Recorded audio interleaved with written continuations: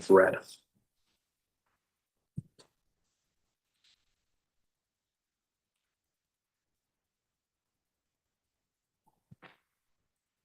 What's next door, Eric? Or then,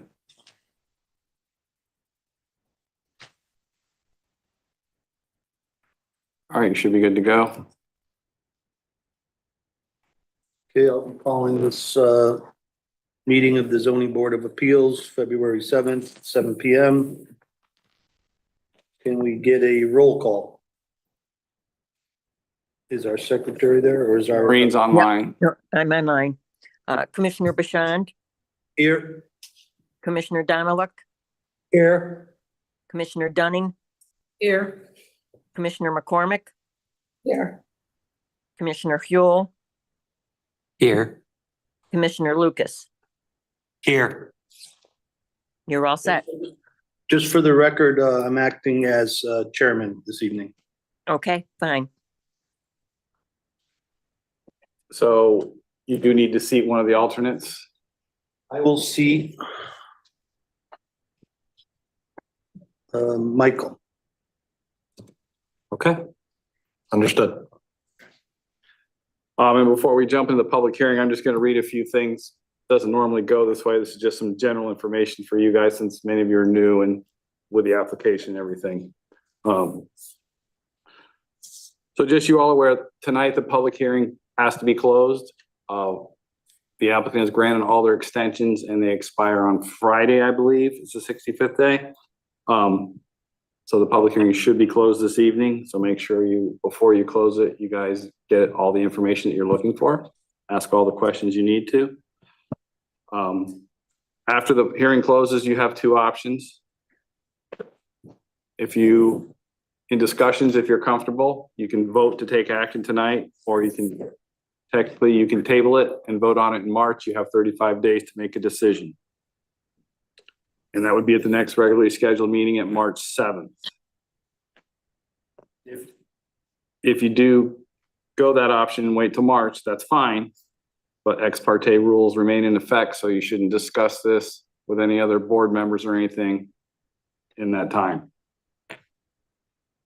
New members, which I've told you guys in the emails, you should be able to state on the record that you've reviewed all the materials and information from the prior meetings and anything else that gets presented this evening to be able to make a decision when you do vote. Also, then just a couple of housekeeping items. The microphones, don't move them because the camera's tracked to them and everything. So you shouldn't have to move them. It'll pick up your voices. Couple other things. This is a request for a variance, and it's up to the ZBA to decide whether to approve or not approve. The application can't be pushed off to another department or another land use board. The application's before you, so at some point you need to make that decision. An approval of a denial of any application does not set a precedent for future applications. Remember, requests for variances are unique and are different to each property. That is why they claim a hardship. And it's up to you guys to evaluate that hardship and make that decision. So, all right. I think that's good. Eric, I just want to say one thing, for all the new faces and new people here. Thank you very much for stepping up. I realize some of you just literally got sworn in today or yesterday. And just a note for Lucas, even though you're an alternate and not seated, you could participate in everything. You could ask any questions you'd like. The only thing you won't be doing would be voting. Yes. Thank you. All right. So next item is the public hearing for petition 002304 65 Culver Street in the PD zone, requesting a variance for an expansion of a legally non-conforming residential use to add two building additions, a garage of 24 by 29.25 feet, which is equal to 702 square feet, and a residential addition of 19.6 by 40 feet, which equals 784 square feet, to an existing legally non-conforming two-story single-family dwelling. And this public hearing is being continued from November 2nd and December 7th of 2023.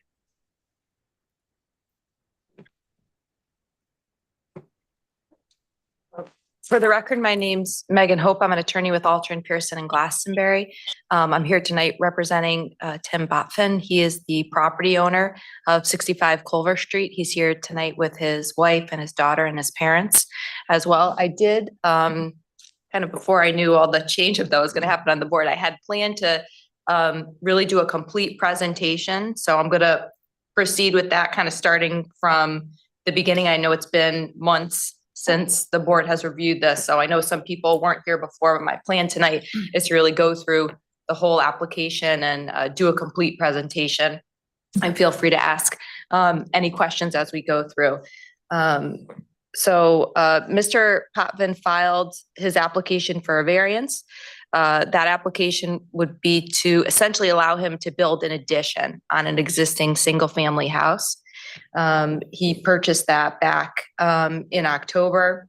And what he's looking to do is modernize the house, provide some additional space. It was originally built in the 1880s, has 2 bedrooms, 1 bathroom, and he's looking to make it more into a modern home. So when he purchased the house, that was his plan from the beginning to do that with the property. As Eric mentioned, this public hearing was opened in November. It was continued to December. At that meeting, we didn't have 5 members present. With a variance, you need 4 out of the 5 votes in order for it to get approved. So we wanted to have the 5 people present because if a commission member is not here, it's essentially a no vote for your application. So we continued it from December to January, but then in January, there wasn't a quorum. Then the first week in February, there wasn't a quorum. So now, as Eric mentioned, we're out of extension days. So we're hoping tonight that we can wrap up the public hearing and move this application along. Could you go to the next slide, please, Eric? So on the screen before you, I have an aerial view of the site. I've highlighted the subject property in the red dashed lines. It's a 1.8 acre site. It's located on the west side of Culver Street. Let me see, I have this pointer. Let me see. Okay. Can you guys kind of see that? Work. So Culver Street is running north-south. Our lot is located to the west side or left side of the street. Deming Road is up at towards the top of your screen. Berlin Turnpike is over to that far west left side of your screen. And just to orient you with some of the surrounding uses, we obviously have all the commercial development located adjacent to the Berlin Turnpike, the Lowe's, Chick-fil-A, Outback, Arby's, Walmart is just up to the top of the screen. And the uses on the east side of Culver Street are all residential uses in different variations of densities and types. There are apartments located immediately adjacent to our site. Further behind it, single-family residences. In this neighborhood, there are some condos located more to the southeast of the site, but generally there's commercial uses located to the west or the left side of the screen, and residential uses located to the right or east side of the screen. You will note from this aerial that Mr. Potvin's property is completely and entirely surrounded at this moment when this aerial image was taken in 2022 in open space, trees type of a use. And if we could go to the next slide, please. In the current zoning of the lot is in the planned development zone. So I did put the key over on the side. This is the current zoning map for this area of Newington. Our lot is here. I did it in the yellow there, that little square. Culver Street's here.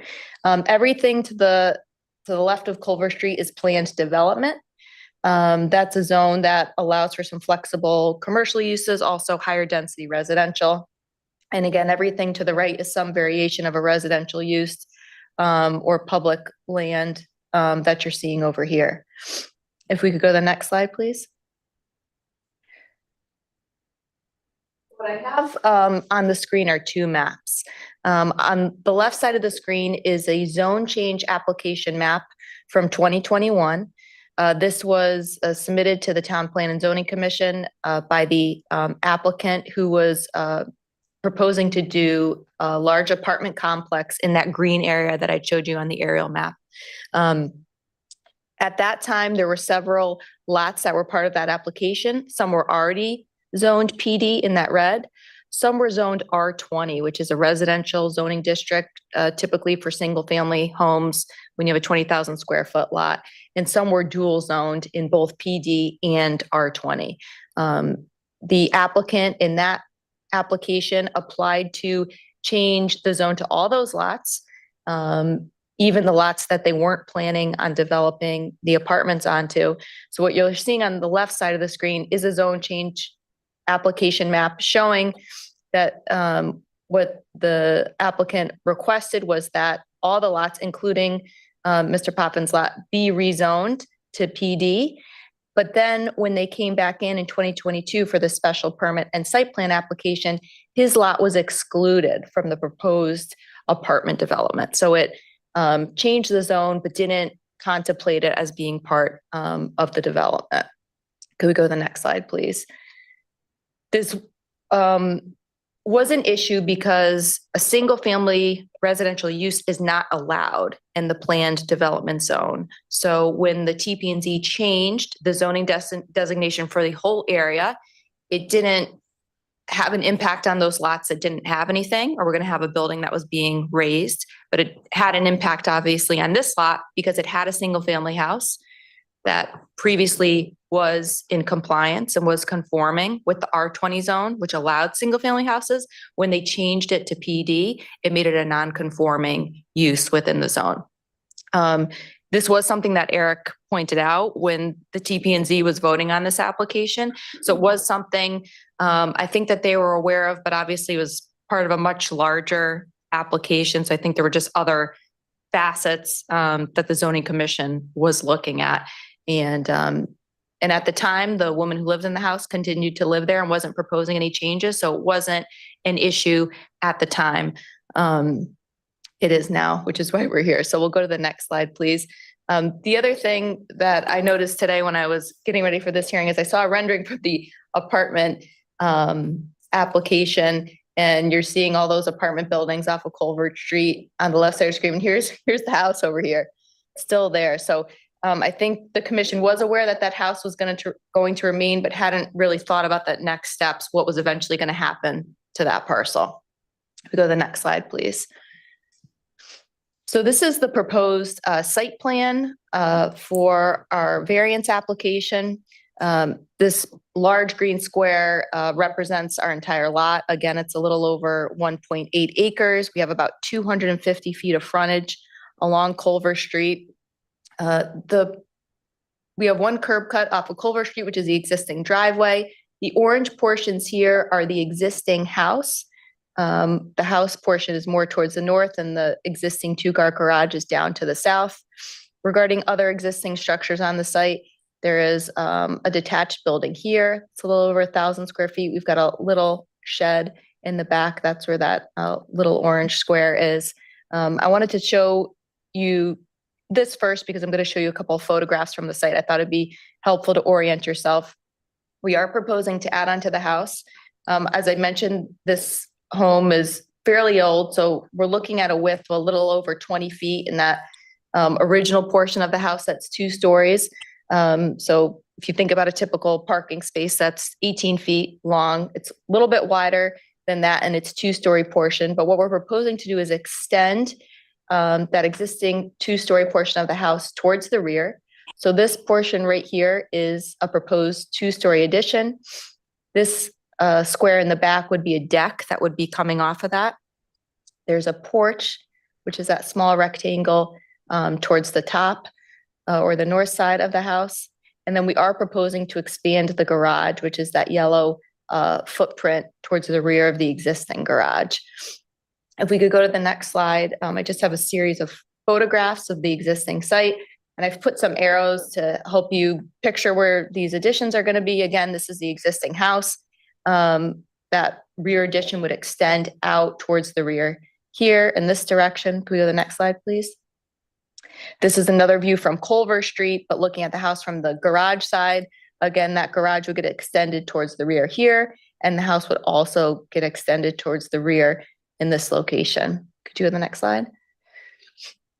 These are some pictures that Tim took today of the site. This is from the far rear corner, that north west corner of the site, again, these would be the locations where the house would be extended to the west, and then also the garage as well. And if we go to the next slide, please. Again, this is a view from the other corner, that southeast corner of the site. But again, the house would get extended here and here. This is the apartment development that's happening. So Tim's standing right on that property line. You can actually, I don't know if you can see it right there. That's a property stake here. Can we go to the next slide, please? So these are some pictures that I had taken from the listing of the house. And I think I had mentioned in my narrative that we are looking to modernize and update the house. So I did put in a few pictures. It is quite vintage. And we are looking to update and modernize the house. Next slide, please. This is the one bathroom, which is located on the first floor of the house. We are looking obviously to add additional living space, including additional bathrooms to the house. Next slide, please. So again, just to circle back to the site plan, everything in orange is a building that currently exists, whether it's living area or garage area. The yellow areas are portions that we are proposing to extend or expand that single family house. We are proposing to keep that existing structure. So that would remain. The little shed here would get removed because it would be in conflict with the proposed garage addition. We are showing on the plan an area for potential pool in the future and some expanded driveway parking to the south of the existing parking as well. If you could go to the next slide, please. Eric did place or hand out to everyone, I believe, a memorandum about the project. He did go through some of the requirements that the board has to find in order to grant a variance, which I'm going to go through in a second. But he also indicated that staff supported the application for a variance. So I did want to point that out because we don't always get support from staff. So it does carry some weight, definitely with the application. If we could go back to the previous slide, Eric, the site plan one. So before I open it up to questions, I did just want to go through our hardship argument. You're required to find that hardships exist in order to grant a variance. So the hardship, as I mentioned, originates in the zoning ordinance itself, specifically that the PD regulation, the plan development regulation, doesn't permit single family houses and doesn't permit the expansion of single family houses or a non-conforming use within the zone.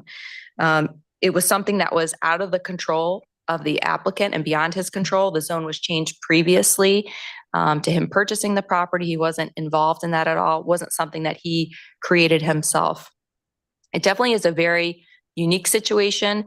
I talked with staff extensively, and I believe the conclusion was this is the only lot we think in town that is in the PD zone that has a non-conforming single family house. So it's not.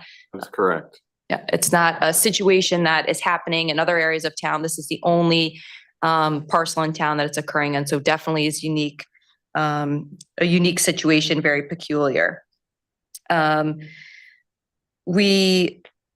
It's not a self-created hardship. There is some case law by the appellate Connecticut court that indicates that zone change is not a self-created hardship. As I mentioned previously, Tim was not involved in the application for the zone change at all. That was the apartment developer. But even so, there is case law that indicates that that's not a reason that you could deny this variance on. And we're not able to reasonably use the land the way it is. If we wanted to use the property under the PD zone, we'd have to tear down this house. Obviously, the intent is to use it as a single family house for his family. We wouldn't be able to do it in the current state that it's in. So we are looking to have a reasonable use of the property. We do feel like it's in harmony with the rest of the neighborhood. There are different types of residential uses in and along Culver Street, but it's still residential. So we feel like continuing the single family house that's been there since the 1880s is consistent with the neighborhood and in some ways predates the rest of everything else that happened in the neighborhood. The other thing I'd like to point out is had this lot still been in the R20 zone, if the zone change hadn't occurred, we would have just been able to go and pull a building permit for this type of addition. So even if we were still in the R20 zone, I'm not over on coverage. I'm not close to the setbacks. And I put that forward to the board just to show that what we're proposing is a reasonable expansion of the house. If it was still R20, it would have been something that would just have been signed off by the building department. So I just wanted to point that out. We also feel like specifically with the size of the lot, being almost 2 acres, that what we're proposing, I think is in character and kind of fits with the scope of the lot. So I think with that, I'll open it up to any questions from the board. Tim is here as well if you have questions specifically of him. So you guys can just ask your questions. Yeah, I'll start. Can you just remind us on the acreage on the property? Sure, it's 1.8 acres. And so that obviously, like you said, anything you wanted to do there would fit in. Correct. Mhm. Eric, just to clarify, there's nothing preventing them from using the property as it is now, even though it's considered pre-existing non-conforming. It's, as I pointed out in the staff report to TPZ on the rezone, they created the legal non-conformity by rezoning But it. no one could prevent them from using the property the way. that it is Property now. as it is now, correct. When did that side of Culver Street well, I was not expecting that echo. When did it become part of PD or get rezoned to PD? It was rezoned in 2020. Okay. And the house was purchased in December of 2021, am I mistaken on that? 2022. Okay. 2022. And when Tim went to purchase the house, there were a couple things. One was, he had been talking to the realtor that he wanted to live in this house with his family, so continue that single family use, but also add on to it. And there wasn't a disclosure that it was in the PD zone. If you had gone to the town and looked at the zoning map, yes, it was in. If you looked at the field card, which you typically might do when you pull the tax bill, that's something that they pull in a title search, it still said R20, even though the zone had changed to PD. So typically a buyer isn't going and checking the zoning map of a house. I think a savvy closing attorney might, but it's still, I think it's reasonable to see, I think, how Tim got here, that he saw this house and was always like, let me just add an addition. And then here we are. You were saying that with the title search, they did not identify that it was in a PD zone. No. So it was purchased as an R20. The field card indicated R20, but the zone had been changed, and the zone change was proper. We're not denying that it went through, but it wasn't easily revealed through the title search. The only way I think it would have been revealed would have been going and looking at the zoning map online. That's when we found out that it was. If you're gonna speak, Tim, just go ahead and come up. That's fine. And I can say that, Tim. So when they came in for the building permit is when they realized that they were in the wrong zone. Because typically with a building permit process, there's a zoning check to make sure you're. Exactly. Zoning permits required for building additions and stuff, so that's when I noticed it and flagged it.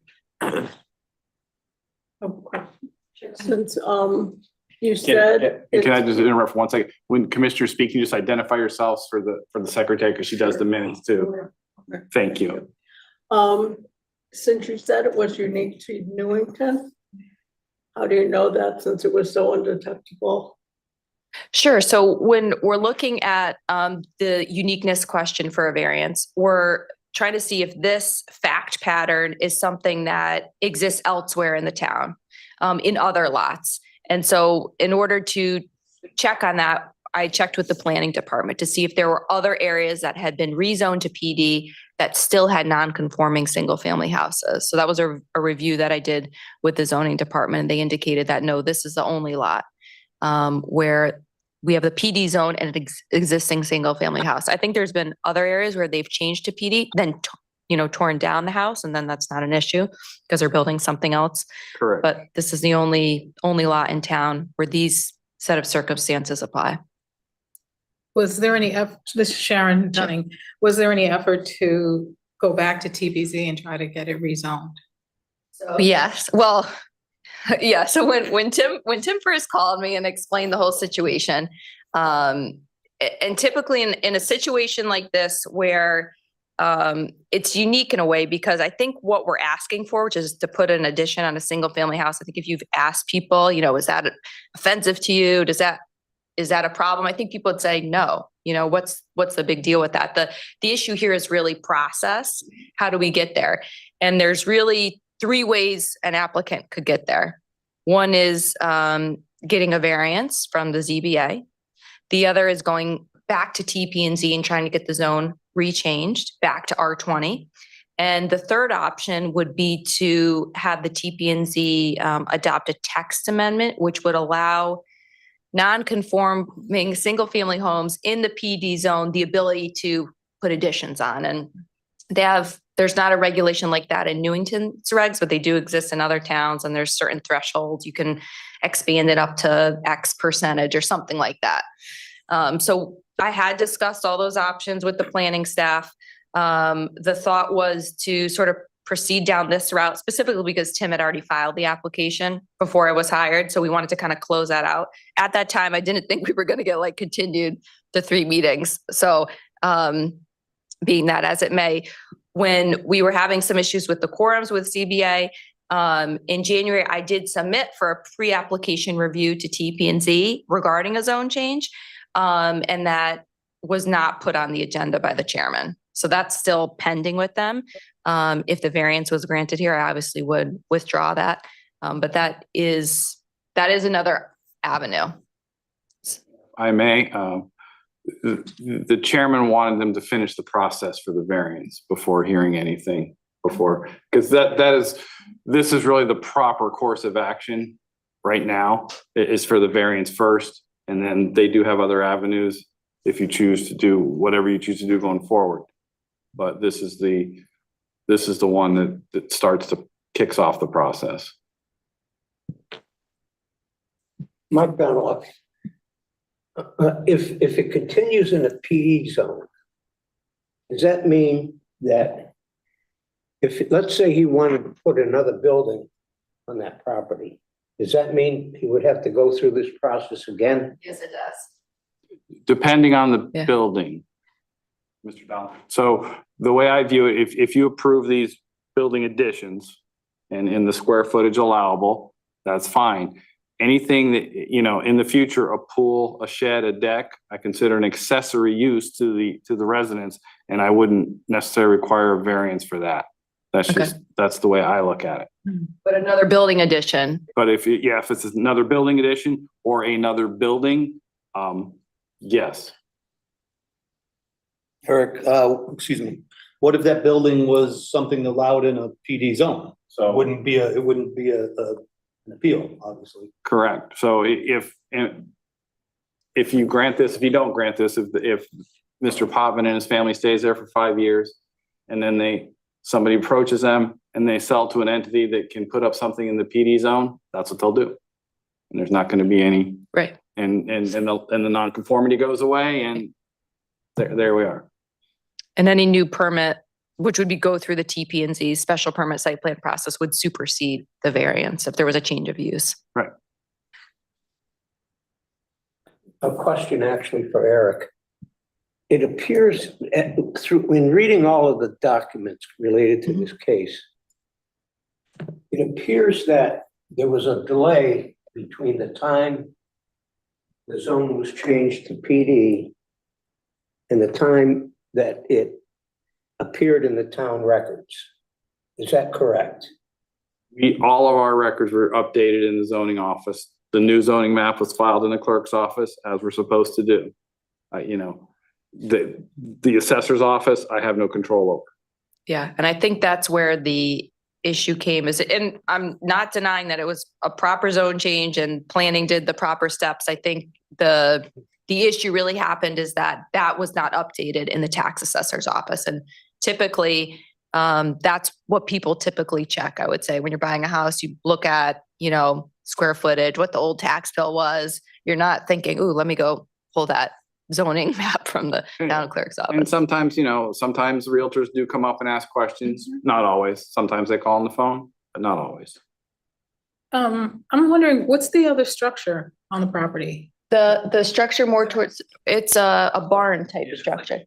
shed barn. It's like 1,036 square feet, and we are proposing to keep that.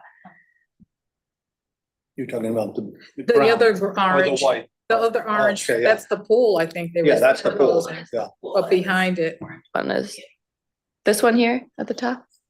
yes, I'm sorry. That's, I know. Closer, it's easier to see that one, but yeah, that's Same one, yes. right, right.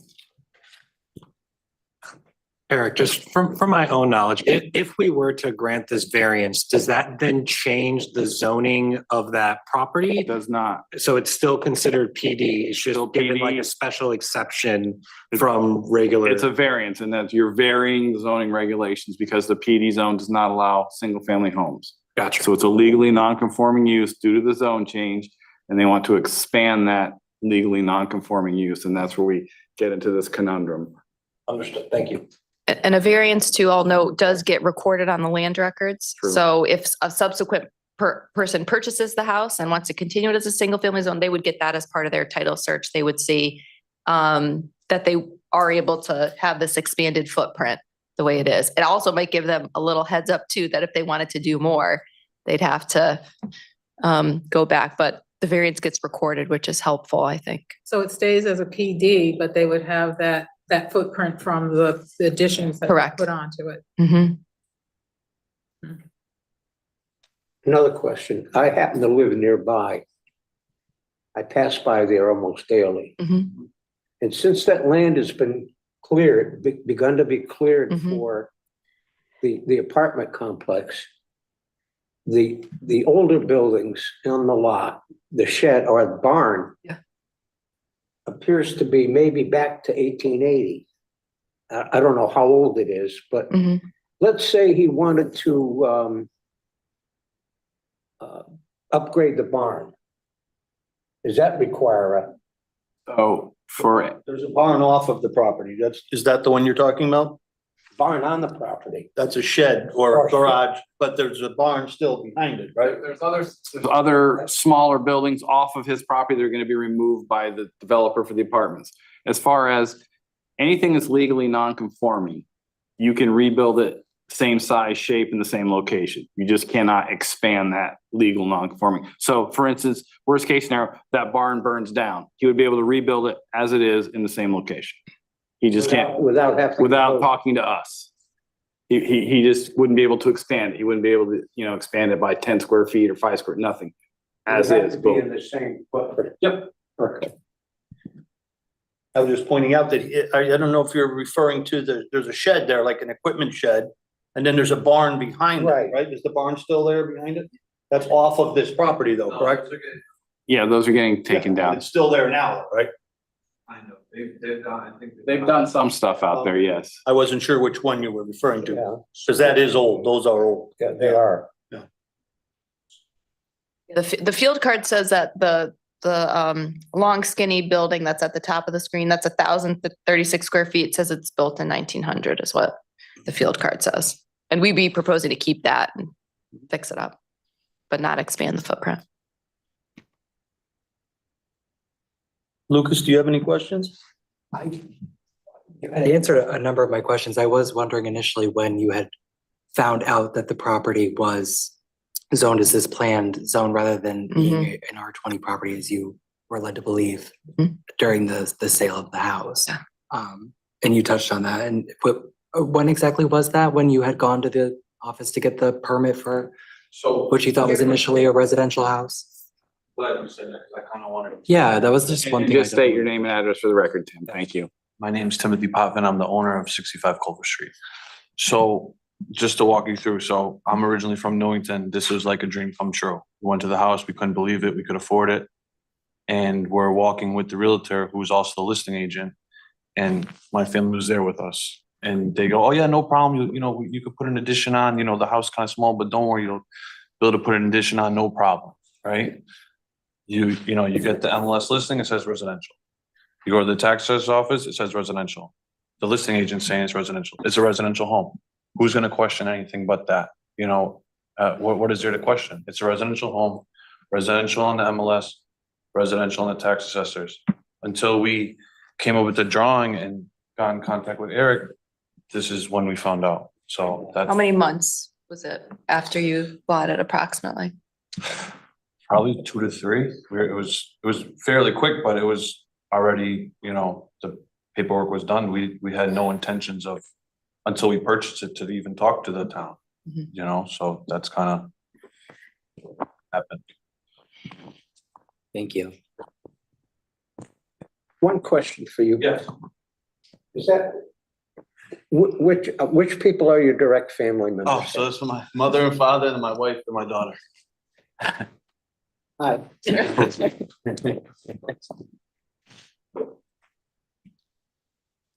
I think if there's not any more questions, I know Eric had mentioned at the beginning of the hearing that we do have to close tonight, unless you guys want to come back tomorrow, because I got one more extension day, but we do probably want to close the public hearing tonight. If you feel inclined to vote, if you feel like you have enough information, we'd appreciate it. We've obviously been going through this multiple months, but it's obviously within your discretion. If you feel like you need to think about it more, you do have time under the statutes for when you close the public hearing, for when you have to vote. Happy to answer any more questions before you close the public hearing. So Eric, first question for you. Yes, Once we close the public hearing, there's no more public discussion about the, correct. Well, you should, besides our work session. right, but you should, before you close the public hearing, you should also see if anyone wants to speak in favor or against Okay. the application. Let me just see. I don't think there's anyone online. There's no one online. Obviously, it's just family members in the room, so. So no public participation. No, That we you see. you're in a public hearing, so you should call for the public. And if nobody shows, that's fine, but just to be clear. Would his family not be considered part of the public, or are they considered part of it? They're here in the room. They're the public. Anyone can So we'll speak go to for it. public participation right now, so that means online or in the room. So you should call if anyone would like to speak in favor of or against. You should make that statement, John, since you're running. So is there anyone who would like to speak in favor from the public? Is there anyone online at all? There is No one online, John. So then this is directed to the room, although people could call in from home too. Is They it being could. televised? I don't believe ZBA gets televised. No. We get no love. On you, sir. Follow it up. They can, I mean, somebody could call in or pop in, yes, but there's no So one is there on anyone right who'd now. like to speak in favor of this application? Anyone who would like to speak against it? Okay, seeing none? Young lady, what do you think?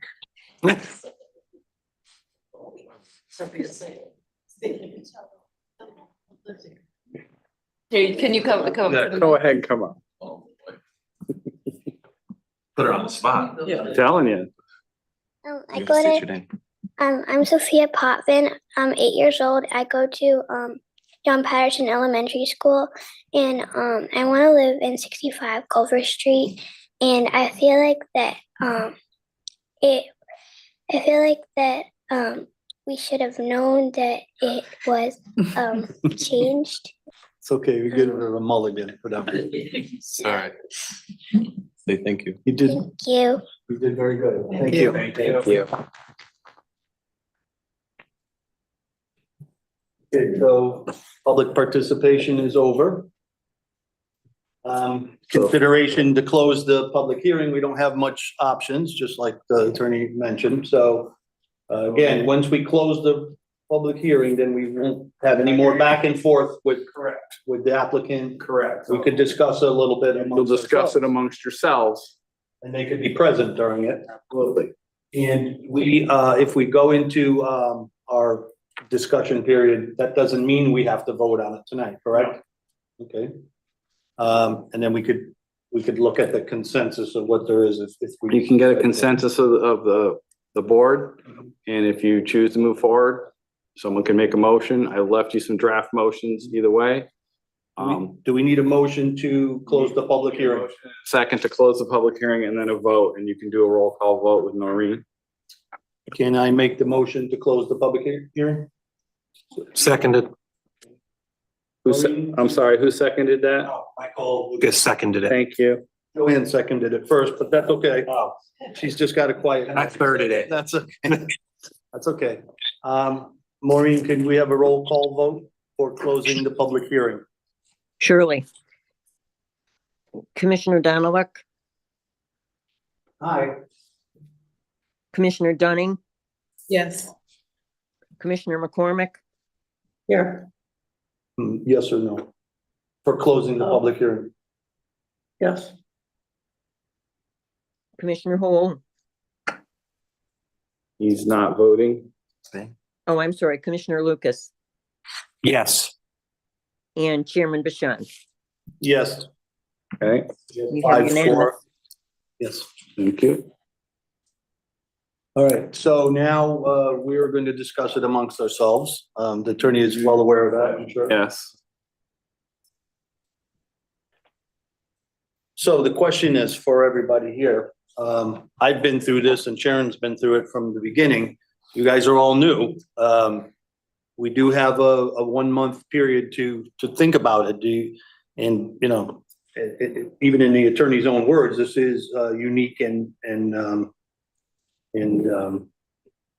peculiar, let's put it that way. So we're looking for a consensus right now. Do you feel comfortable voting tonight, or would you like some time to think about it? You feel comfortable voting? Okay. I'm just, since I am new here, I'm just curious as to what some of the arguments that have been brought for either for or against by other commissioners for this project or for this variance. Well, there's been discussions. I mean, we haven't really made an argument against it or for it. There has been discussion, so you'd have to review all those minutes. So I know you guys got, I didn't literally. I didn't go through the minutes. But I wasn't able to like Yeah. in-depthly read every last sentence, but I was just curious as to like, for just like a And synopsis. then if I may interject, in your discussion, you guys can have these discussions about, you know, pros and cons of it and stuff amongst yourselves, and that's fine. And you can, again, choose to table it until the next meeting or vote. Yeah. I mean, the obvious thing is because some of you were literally, sworn in today, correct? Or yesterday? Yeah, so that's why I thanked you for stepping up, because otherwise the applicant was really stuck here. And it's not like a rule where if we didn't have a quorum or we didn't vote on it, that they automatically win. It doesn't work like that. So Yeah, no. you stepped up to help the community, in general, so. Yeah, I just want to say, I wanted to thank the attorney for the presentation today. I answered a lot of my questions, just about the origination of this and like how the house went through the process of being zoned, this planned development zone, and how it cut out this existing home where people had already been living. And it just kind of left them like that, but knowing that it was non-conforming, that was something I was confused about. And I'm glad that we were able to highlight today was that this is a legal non-conforming structure and they can still remain in the home and live there. It does not need to be torn down, to my knowledge, but it is. They're not gonna It get is a kicked out or very anything. strange place to be in, for sure. So I thought there was a lot of clarity today from that presentation. Sharon, I'm sorry, Joanne, do you have anything to add or any opinion? I or- just think because there's nothing else like it in Newington, so that won't cause a problem. Also, I believe him that when he said he did not know that he was going to be put in this situation. And he does want to make it better for his family. And there's nothing against that in the statutes where he can't do that.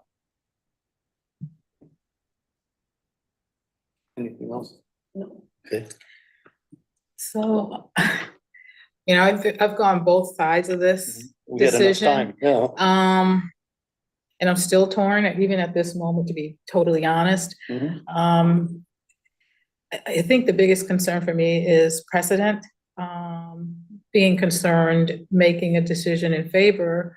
What does that do in terms of the town, in terms of other properties that may be in a PD zone? Will be revisited with this, because originally I probably was one of the main people trying to see if they would look at this Go through. TPZ, which is where I really think the problem happened and really should be corrected, as opposed to putting it on ZBA, for us to make this decision, and then other homeowners want to go through the process of coming through here to get the same Mhm.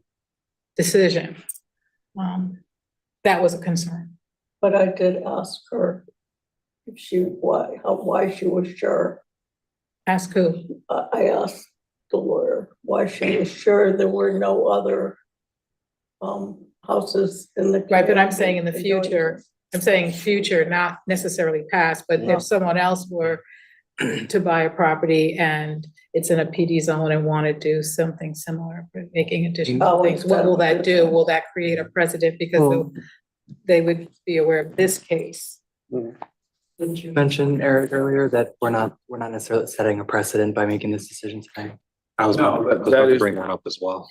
That is true. Each variance that you approve or deny, you base it on its own merits and its own hardship. So because you approve one today, you don't have to approve one next week or tomorrow. Again, this is up to the board, and different boards do different things. You guys may not be here in 5 years and maybe something else, and they may have absolutely zero problem with it, or they may be hard lines like, we're not gonna allow this. So it's, we've had last year, I think we had 2 applications on the same night for a porch. It was gonna expand into a front yard, 2 different addresses, 2 different parts of town.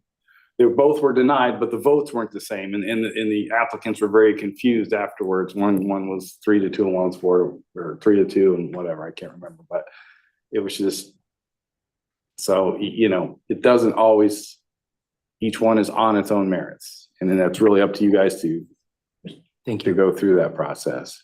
Go ahead, Mr. Donald. Yeah, it seems to me that each situation like this would be unique to this property or his property or another property. And just like you explained, there were 2 similar requests in the past and they were treated differently. So each one is unique. What may happen to this petition may not happen to another similar petition. It depends on the circumstances, I would think, That is where correct. it's located. So each is unique. That's how I feel about it. And again, I know the applicants have brought it up. I have said it before on the record, the property got rezoned. The hardship is not of his making. Yeah. And that's one of the other triggers. It's not a hardship that's self-created. So it's not like he put an addition on the house and is now asking forgiveness. He went through the process and didn't even realize, so.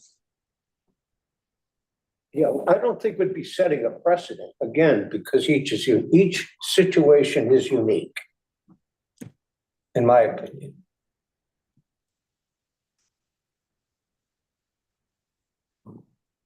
Anyone else have anything to add?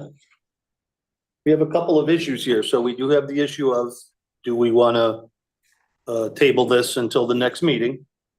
Or do you want to vote on it tonight? And then we could, even if we decide if we're going to table or not, we can still discuss it further, correct? We could still At the have next our work. meeting, yep. We can't discuss it this evening if we, I mean, if there's a consensus to table it, we could still. you should table it and just, be done with it and move on to the rest of the items on the agenda. And then, so if you still want to have some more discussion about it, I would just, again, clear your minds, like with the public hearing, just get everything out there that you guys want to discuss. So this is not a vote, it's just a consensus. So Joanne has made her opinion known. Me and Sharon have been here through the whole thick of it, so, and Sharon's still a little bit back and forth, and I have been too myself, to be honest with you. So you new folks, I don't know, I can't speak for you. You have to decide yourselves if you're comfortable to move forward or not this evening. I'm comfortable. I think I'd be comfortable moving forward with a vote. Yeah, no. The zone change became effective December 2021. He purchased the house in October of 22. It's been a year and 2-3 months now that he's been going through this process. I'm in favor of making a decision this evening. It's the will of the commission. that's kind of like, well, we have 2, 3 to, and I haven't decided yet, so, you know, I guess we're gonna move forward with the vote. Sharon, do you have any opposition to that? I don't, I guess. Yeah, it's No, kind I'm of, sorry, yeah. So we could continue discussing it, right, Eric? Yeah, I mean, if you're gonna, Since we're gonna vote on it for sure now. So I'll just say I have good and bad to say. So in my opinion, there was somebody dropped the ball on this. And so I definitely sympathize with the applicant. But there are title searches that are supposed to find this. So anyone could come forward anytime and say, and this goes to your precedent issue, that, you know, I didn't know I couldn't do this, or I didn't know I couldn't do that. So that part of me is frustrated that we have to decide that. We got that put in our laps right now, and I don't think that's what this board is for, to be honest with you. But then on the good side, on the you know, the plus side for the applicant, I see no negativity to the neighborhood. I don't see it impacting negatively anyone in the surrounding area.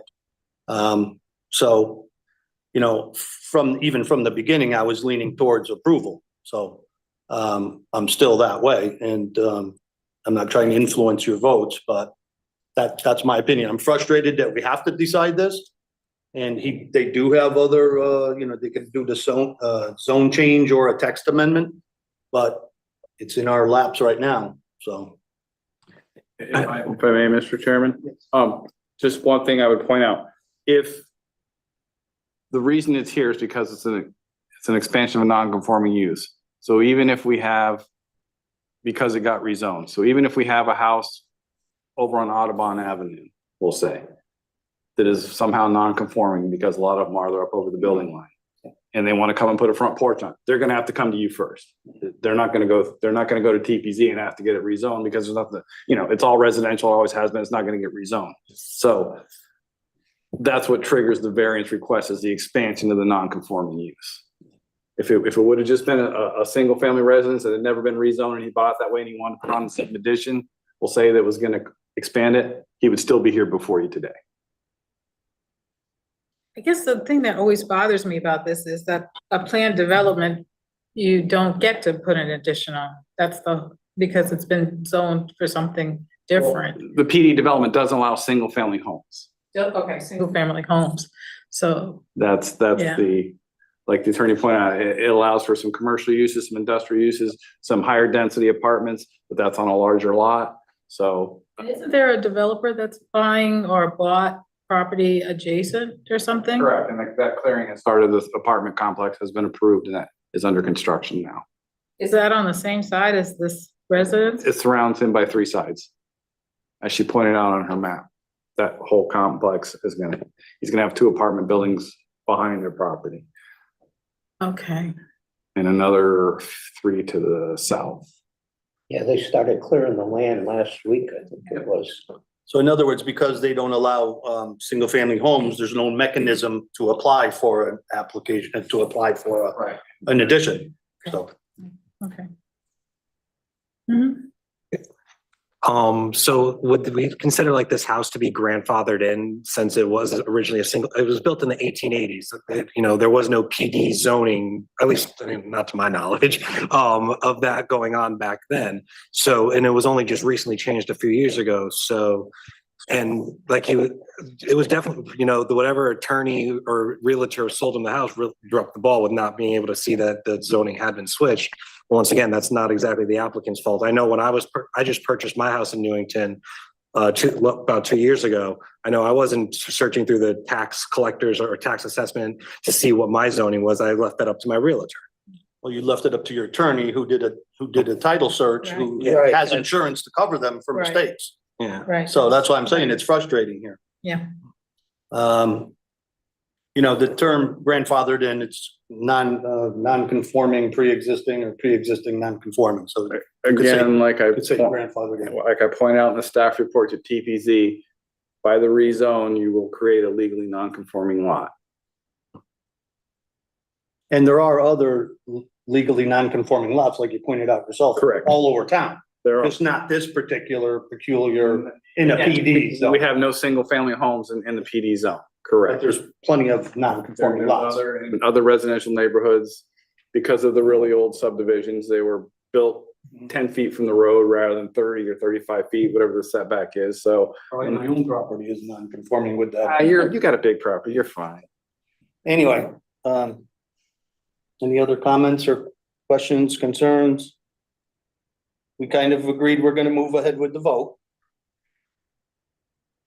That's fine. If you choose to do so, I left you some kind of draft motion. Somebody can make a motion and it would have to be seconded and voted on. And just so we're all clear, approval needs 4 votes. For affirmative. 3 votes is a denial. I'm gonna start the ball rolling and anyone could make another, motion as well, correct? Correct. So when he reads the motion, again, this is just a draft motion that I came up with quickly. If somebody wants to tweak it a little bit or something like that, you know, feel free to do that. And you would just have to, you know, make the motion again, the amended motion, if that's what you guys choose to do.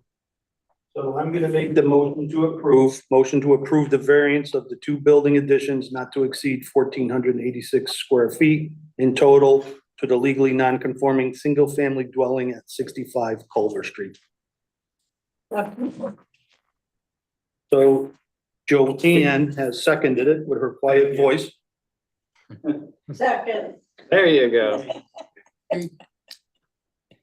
So you probably want to do a roll call vote. Yes. Maureen, can we do a roll call vote, please? Sure can. Unless anyone has any other motions to make. Seeing none, go ahead with the roll call, please. Commissioner Donaluk, Yes. For approval. It is a motion to approve, so yes, thank you. okay. Commissioner Dunning, I'm gonna say yes. Commissioner Order. McCormick. Commissioner McCormick, Yes. Commissioner Lucas, Yes. Chairman Bashand. Yes, You have a unanimous vote. motion passes. Sorry to make you sweat it out a little bit, but, good luck. All right, thank you guys. Yeah. All right, next item of business. You'll be getting the, 1 second. Tim, you'll be getting the, official letter from me. That's the one you'll have to record on the land records. Thank you. Once you record that, let me know and we can get you going. Thank you, guys. Good night. Have a good night. Next item is the, approval of minutes from the meeting of December 7th. I'm sorry, Eric, It's okay. can you repeat that? Oh, you can read it. You're running the show. It's the meeting, minutes from December 7th approval. Yes, did everyone read the minutes or does anyone have any changes to the minutes from, December 7th? None. No changes? The new people should. I'll make a motion. Okay. Second, Sharon makes the motion, I'll second it. To accept the minutes. and for those, just to clarify, for those of you that weren't here, you can abstain from the vote if you choose to do so on the minutes. So it's up to you guys. Okay. We don't need a roll call, correct? You don't have to, no. Okay. All in favor of accepting the minutes? Aye. Aye. Aye, sorry. And you can ask for any abstentions. Any abstentions?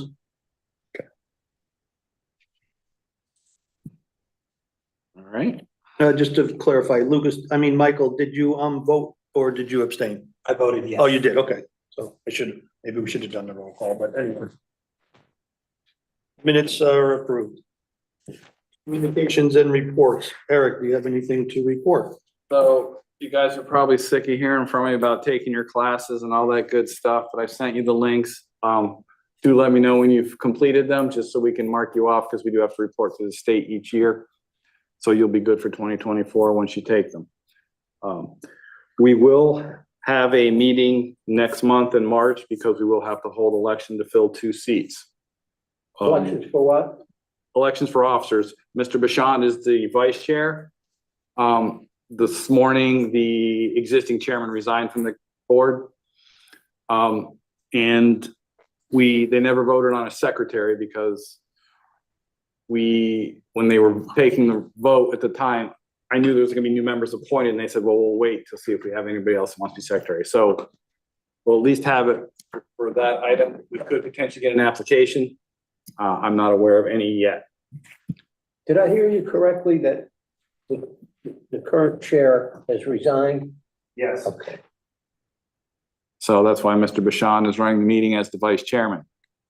Yeah, when I looked at this without my glasses, I thought it said chairman. Now I just looked at it with my glasses. It's just commissioner. I'm gonna take a picture of it. Commissioner right now, John. Anyway, just to add to your report, anything else, Eric?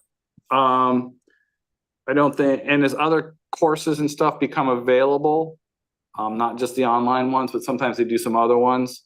I'll let you know, and some classes we can pay for you guys to attend if you choose to do that.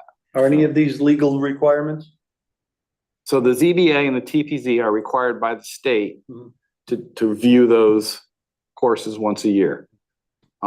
Usually in March, there's the, they call it the legal update course. They used to run it at Wesleyan on a Saturday. It's an all-day thing, and what they do, it's actually very good course. I think John's been there at least once, right? Mhm. They have a lot of the state attorneys, and you'll have one that comes and talks about conservation of wetlands. They'll talk about all the case law from the prior year, different things. They'll have one talking about ZBA, TPZ. They'll talk about 830G, for housing and all these different kinds of things. So, again, it's an all-day thing. I think they do it Zoom now, but if you know when they're gonna do the ZBA one or any other ones you're interested in, you could listen to them all day if you like. And you sent the links to the new members for the online stuff? Yep. Okay. And for those online, we only just have to watch the basic training, or do we also have to watch the advanced trainings as well? Yeah, there's for the There's 5 5 basic. total. You should at least, you should watch them all.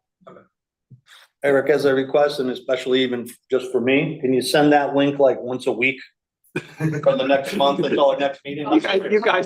You guys will start blocking me. I'm not up for I that have guy. it. No. I already have it pulled up on my Just send me an computer email. to do it on Saturday.